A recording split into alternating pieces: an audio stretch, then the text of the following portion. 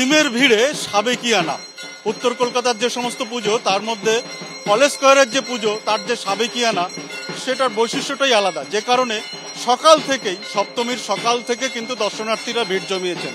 আর যা কিছু এখানে দর্শনার্থীদের প্রধান আকর্ষণ তা কিন্তু এখানকার যে সাবেকি প্রতিমা, তার পাশাপাশি এখানের যে মণ্ডপ সজ্জা বরাবরই একই ঢঙে মণ্ডপ সজ্জা, এবং একদম মণ্ডপের ঠিক মাঝখানে উপরে এখানকার মস্ত ঝাড়লণ্ঠন, যা দর্শনার্থীদের কাছে প্রধান আকর্ষণের কেন্দ্র। তো রাতের যে ভিড় তা এড়াতে অনেকেই কিন্তু সকাল সকাল মণ্ডপে এসে গিয়েছেন প্রতিমা দর্শন করতে।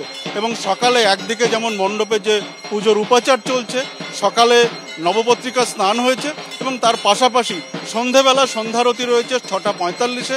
সে কারণে কিন্তু অনেকেই অপেক্ষা করছেন। অনেকে যারা দূর দূর থেকে এসছেন তারা ভিড় কম থাকতেই তারা কিন্তু এই সময় প্রতিমা দর্শন করে নিতে চান। শুধু কলকাতা নয়, রাজ্যের বিভিন্ন প্রান্ত থেকে তারা এসছেন প্রতিমা দর্শন করতে।